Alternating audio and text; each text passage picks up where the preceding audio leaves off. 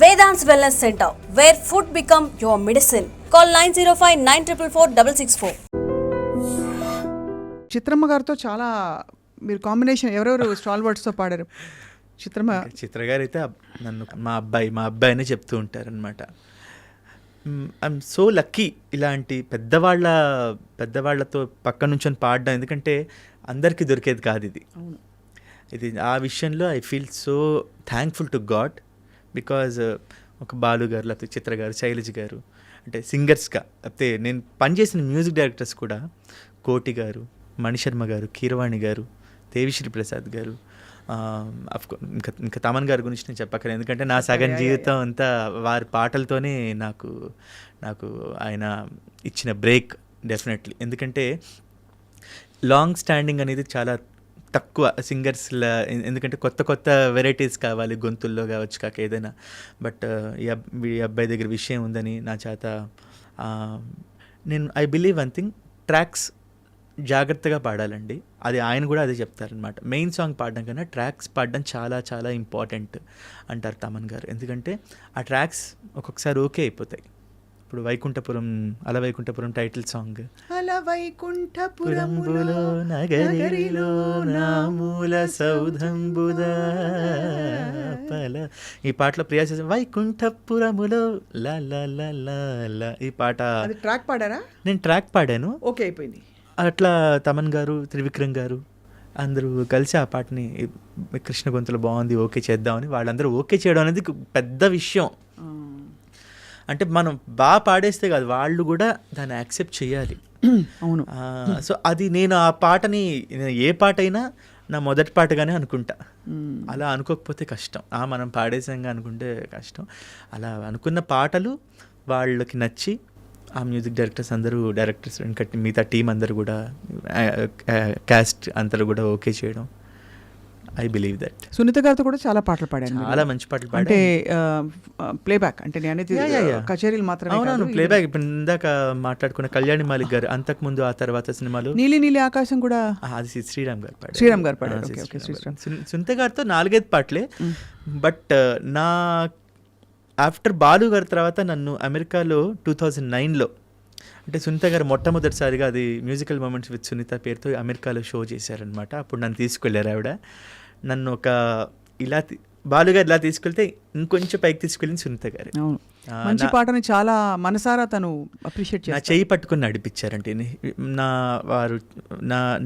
నా జర్నీలో one of the important persons Sunitha గారు. డెఫినెట్లీ ఎప్పుడున్నా నాకు కార్యక్రమానికి కృష్ణ ఉంటే బాగుంటుందని ఆవిడ అనుకోవడం. మీ ఇద్దరి పాట కాంబినేషన్, వాయిస్ కాంబినేషన్ భలే ఉంటుంది. ఎందుకంటే she also full of melody and expression. You are also like that. కాబట్టి మీ ఇద్దరికి కుదురుకున్న పాటలు బాగుంటాయి. మేము కలిసి వేదం పాట చాలాసార్లు పాడాము. ఆ పాటకైతే పాడేసిన తర్వాత ఇంకా ఆవిడ లిటరలీ కళ్ళమ్మ నీళ్ళు పెట్టేసుకుంటారు అనమాట. ఆవిడ ఇంకోటి, ఆవిడ దగ్గర నేను చూసింది ఒక పాట పక్క వాళ్ళు, అది నేను కావచ్చు ఎవరైనా కావచ్చు, బాగా పాడితే వెంటనే ఆవిడ ఒక అప్పటికప్పుడు చేసే ఒక అప్రిషియేషన్ ఉంటుంది. అది బాలు గారు, చిత్ర గారు ఆఫ్ కోర్స్, ఇంకా సునీత గారు, అంటే వెంటనే ఆవిడ పాడడం కూడా ఒక నిమిషం ఆపి అప్రిషియేట్ చేస్తారు. సో ఇలాంటి సందర్భాలు ఎక్కువ ఉన్నాయి, మంచి క్వాలిటీస్ అవన్నీ. ఒక్కసారి వేదం బాలు గారి కోసం తలుచుకుందాం. సాగర సంగమమే ఒక యోగం, క్షారజలధులే క్షీరములాయే, ఆమథనం ఒక అమృత గీతం, జీవితమే చిరనర్తనమాయే, పదములు తామే పెదవులు కాగా, పదములు తామే పెదవులు కాగా, గుండియలే అందియలై మృగ వేదం అణువణువున నాదం. Goose bumps. అఫ్ కోర్స్ ఇప్పుడు అప్పుడప్పుడు చరణ్ గారిని చూసినప్పుడు చాలా మనసు నిండిపోతుంది. నాకు మీరు ఇందాకన్నా స్వర వారసత్వం అన్నారే, అది ఇప్పుడు చరణ్ గారిలో ఎక్కువ కనిపిస్తుంది. ఇంకోటి, బాలు గారు తొంగి చూస్తున్నారు ఇప్పుడు అనిపిస్తోంది. ఎందుకంటే అన్ని రకాలుగా ఆయన రూపంలో కావచ్చు, గొంతులో కావచ్చు, నేత బాలుగారి గొంతు గుర్తొస్తుంది కదా. ఇప్పుడు చరణ్ గారిని చూస్తుంటే బాలుగారు అక్కడే ఉన్నారు.